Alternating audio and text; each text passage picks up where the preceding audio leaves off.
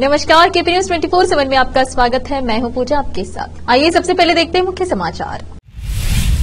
तालुका चिटकुपा के कुडम्बल ग्राम में युवा की ओर से जलसा इस्तेकबाल रमजान व इस्लाह मुआशरा किया गया आयोजित। बेंगलुरु के कुंडालहल्ली में स्थित रामेश्वर कैफे में पब विस्फोट, 5 लोग हुए घायल। कर्नाटक विधानसभा में पाकिस्तान समर्थक नारे मामले में सरकार को फॉरेंसिक रिपोर्ट का इंतजार, या फैसले लाने पर होगी आगे की जांच। राज्य के गृह मंत्री जी परमेश्वर ने यह बात कही। कांग्रेस जल्द ही लोकसभा उम्मीदवारों की घोषणा करेगी, कर्नाटक के मुख्यमंत्री सिद्धरामैया ने कही यह बात। मोदी की गारंटी पूरी हुई, झारखंड को पीएम ने दी 35,700 करोड़ योजना की सौगात। बीजेपी अगर सत्ता में लौटी तो 2,000 रुपए का हो सकता है गैस सिलेंडर, पश्चिम बंगाल की मुख्यमंत्री ममता बनर्जी ने साधा निशाना।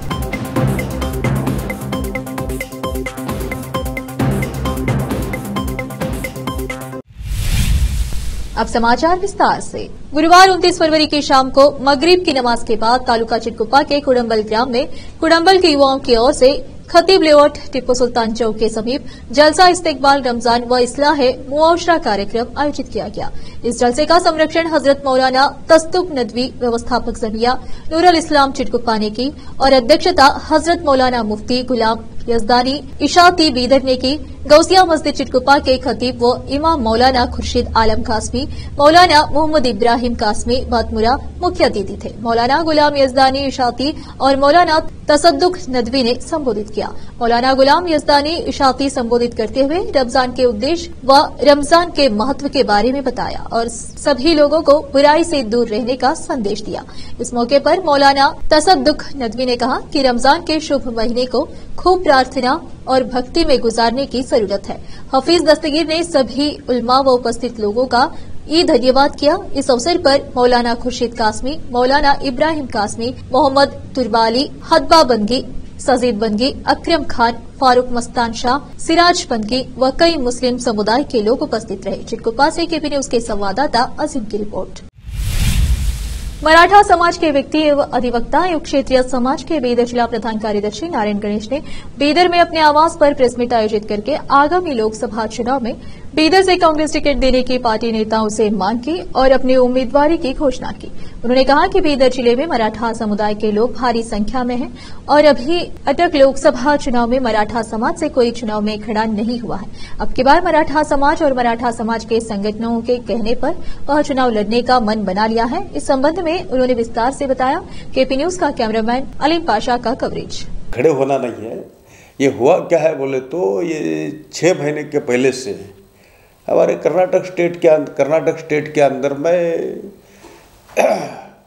एक ऐसा लाइन आई कि स्टेट के अंदर में मराठा समाज पार्लियामेंट को नहीं आया सो है, यानी चाहे वो बीजेपी रहने दो या कांग्रेस रहने दो या दड़ा रहने दो, उसमें से कौन सा भी कैंडिडेट क्या है समाज का हमारे खड़ा नहीं हुआ। और उसके तहत में क्या है बोले तो हमारे कर्नाटक स्टेट में खाली कारवार एक पार्लियामेंट सेगमेंट ऐसा है और ये बीदर एक पार्लियामेंट सेगमेंट ऐसा है कि मराठा समाज को हमारे थोड़ा साइजेबल कम्युनिटी है। यहाँ पे भी क्या है बोले तो 3-3.5 लाख का समाज है हमारा। कारवार के अंदर भी क्या है बोले तो 3-3.5 लाख का समाज है। कारवार के अंदर में भी डिमांड नहीं थी, तो यहाँ पे क्या है कोई तो भी खड़ा होना चाहिए।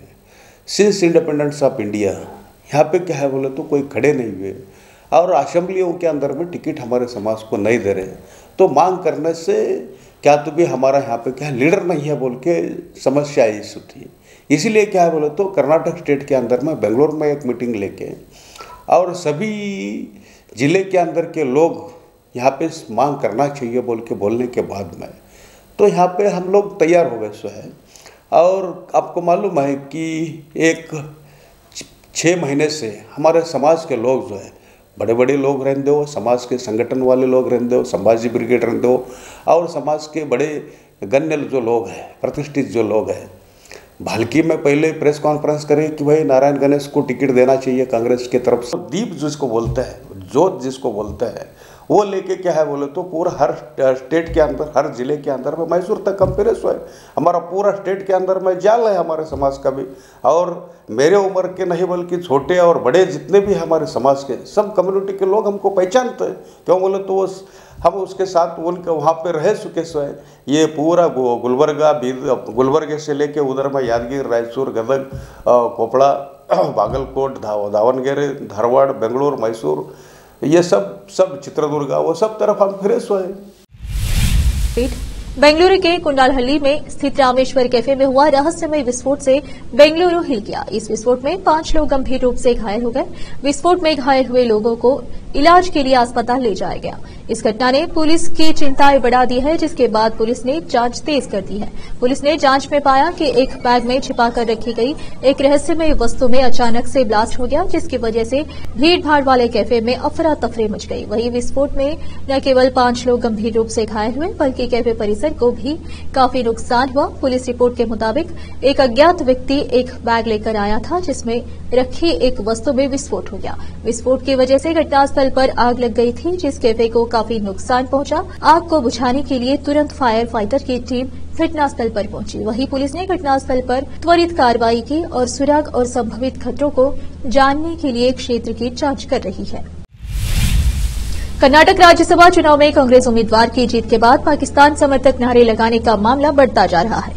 भाजपा इस मामले में लगातार कांग्रेस पर हमलावर हो रही है। राज्य के गृह मंत्री जी परमेश्वर ने शुक्रवार को कहा कि पुलिस इस मामले में कार्रवाई के लिए फॉरेंसिक साइंस लेबोरेटरी की रिपोर्ट का इंतजार कर रही है। गौरतलब है कि कर्नाटक की 4 सीटों पर हाल ही में राज्यसभा चुनाव के नतीजों में 3 सीटों पर कांग्रेस ने जीत हासिल की है, जबकि 1 सीट भाजपा के खाते में गई। कर्नाटक में कांग्रेस के तीनों उम्मीदवार अजय मकान, डॉक्टर सैयद नसीर हुसैन और जीसी चंद्रशेखर क्रमशः 47 और 46 वोटों से जीते।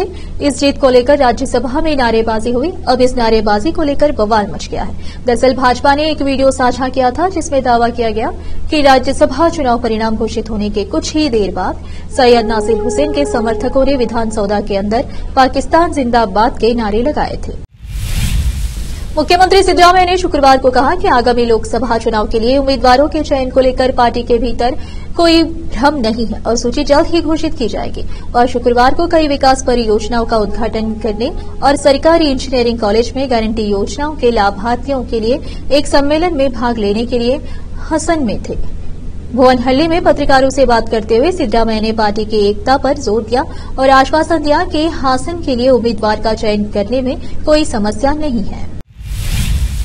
अब फिलहाल एक छोटा सा ब्रेक।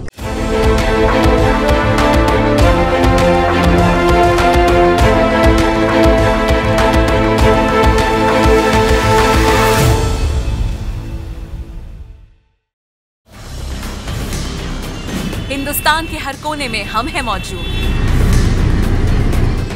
24 घंटे हालात पर गहरी नजर, खबरों से जुड़े चुपते सवालात, और आपको दिखाता है धार्मिक, सामाजिक, राजनीतिक,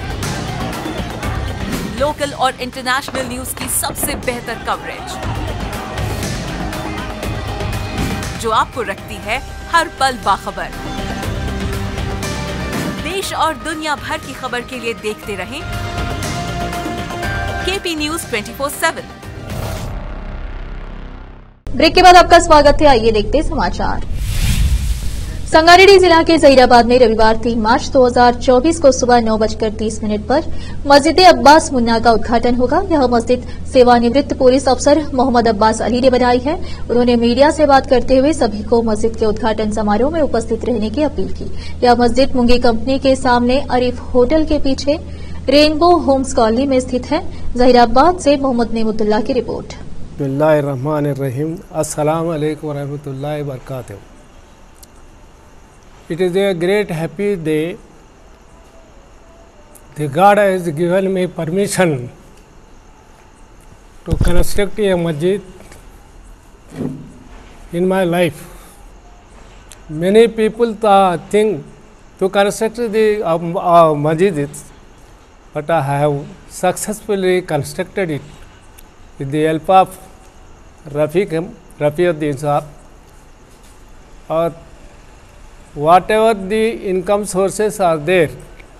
When I started this construction, the income sources have become double by the grace of the God.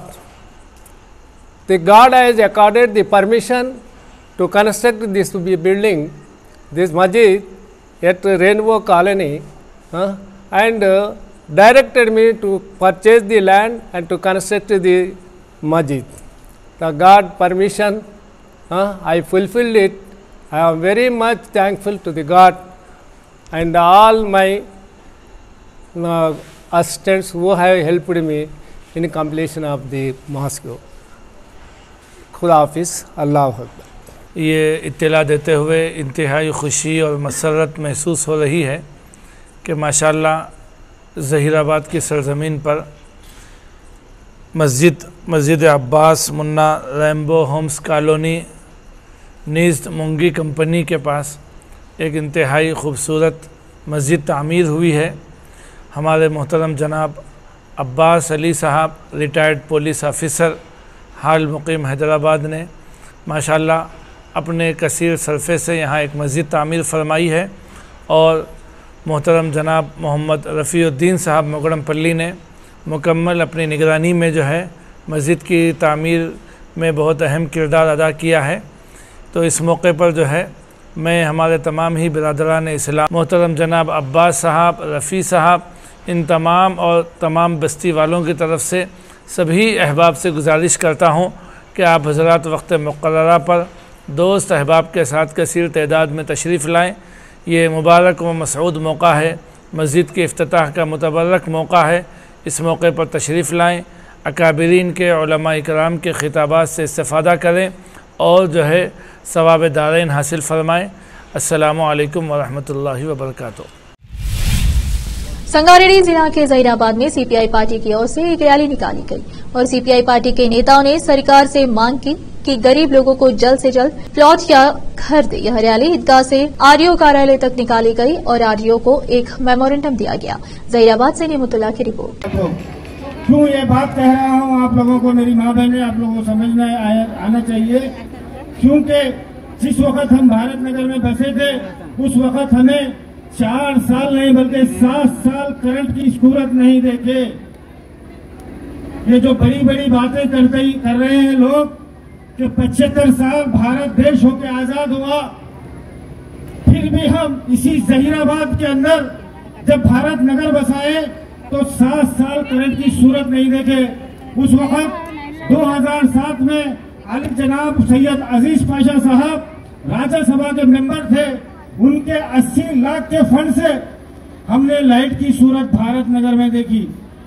उसी तरीके से हमें आज फिर उम्मीद जागी है कि कांग्रेस पार्टी सत्ता में आई है तेलंगाना के अंदर और आप लोगों को जब तक संघर्ष करना है तब तक आप लोगों को आपकी जमीन ना मिले। कनीసం వారం రోజుగా మాకు మీరు జవాబు ఇచ్చి మాకు తరం చూపెడతారని ఆశిస్తున్నా। లేని పక్షంలో ఏ విధంగా మీకు చెప్పాం, ఉంటే అక్కడ భూమి మీద ఇల్లు కళ లేకుంటే జైల్లో ఉంటాం, కానీ ఆ భూమికి మీకు భూమి ఒకవేళ కనిపించకుంటే మేము భూమి చూపెడతాం।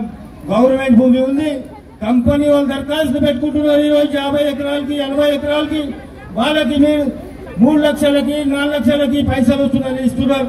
ఒకవేళ ఈ గవర్నమెంట్ కి కూడా ఆ పేదల మీద ప్రేమ లేదంటే 59 की जियो కింద ఇస్తే కూడా మేము తీసుకోనికి సిద్ధం ఉన్నాం। వేలాది రూపాయలు ఈరోజు కిరాయి కడుతున్నాం।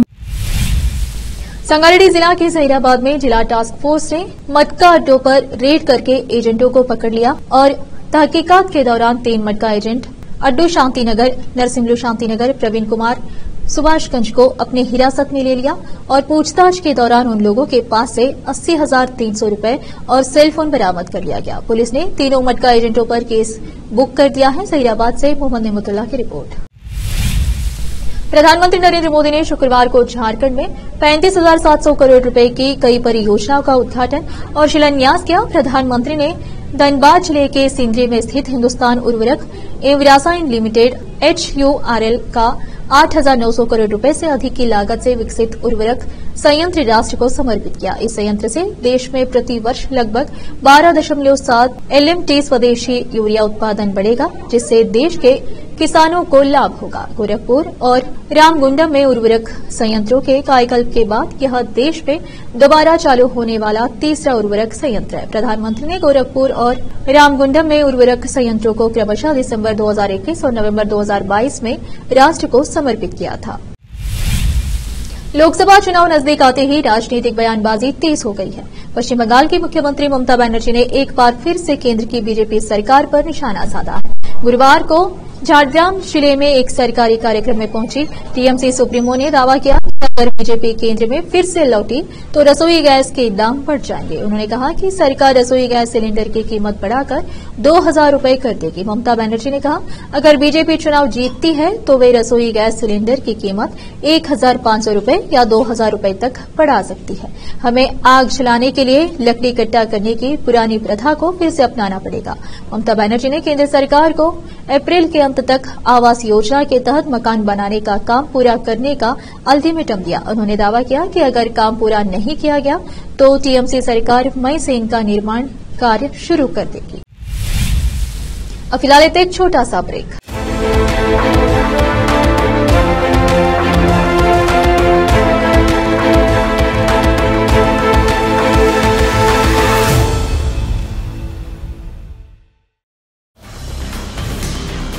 हिंदुस्तान के हर कोने में हम हैं मौजूद।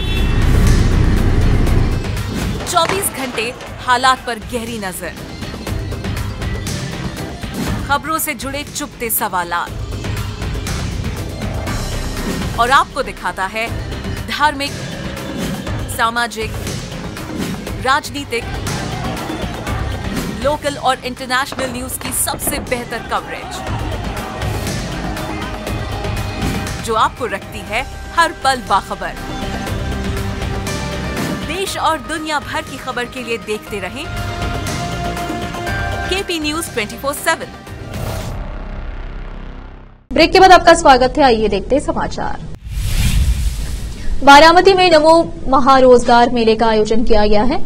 यह बैठक शनिवार को विद्या प्रतिष्ठान मैदान में होगी। यहां एक बार फिर उप मुख्यमंत्री अजित पवार और उनके चाचा शरद पवार एक मंच पर आएंगे, लेकिन उससे पहले शरद पवार ने मुख्यमंत्री एकनाथ शिंदे, उप मुख्यमंत्री देवेंद्र फडणवीस और उप मुख्यमंत्री अजित पवार को बारामती के गोविंदबाग में भोज के लिए आमंत्रित किया है। सूत्रों से मिली जानकारी के मुताबिक फडणवीस ने पवार के घर पर आयोजित भोज का न्योता ठुकरा दिया है। उनके कार्यालय को पवार की ओर से भोज का निमंत्रण मिला था, लेकिन उन्होंने इसे अस्वीकार कर दिया। बिहार के मुख्यमंत्री नीतीश कुमार का आज जन्मदिन है। पटना के विभिन्न इलाकों में पोस्टर के जरिए सीएम को बधाई दी जा रही है। पोस्टर के जरिए मुख्यमंत्री नीतीश कुमार की तुलना भगवान राम से की गई है। जेडीयू नेता की तरफ से लगाए गए इस पोस्टर में बिहार के राजा राम सीएम को बताया गया है, जिसमें मुख्यमंत्री नीतीश कुमार जरिए किए गए कार्यों की चर्चा भी की गई, जहां विद्युत, कृषि, कानून व्यवस्था, शिक्षा सहित सभी बिंदु को दर्शाया गया है। आखिर में फिर एक बार देखते हैं मुख्य समाचार। तालुका चिटकुपा के कुडम्बल ग्राम में युवा की ओर से जलसा इस्तेकबाल रमजान व इस्लाह मुआशरा किया गया आयोजित।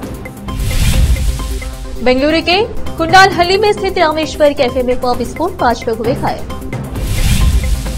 कर्नाटक विधानसभा में पाकिस्तान समर्थक नारे मामले में सरकार को फॉरेंसिक रिपोर्ट का इंतजार, यह फैसले लाने पर होगी आगे की जांच। राज्य के गृह मंत्री जी परमेश्वर ने यह बात कही।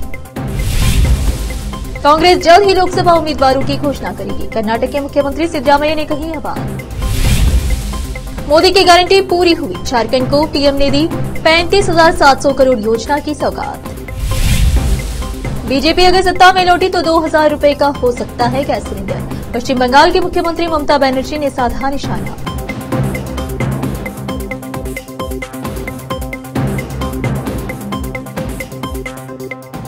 केपी न्यूज में इतना ही। देश प्रदेश के समाचारों के लिए देखते रहिए आपका अपना चैनल केपी न्यूज 24/7। धन्यवाद।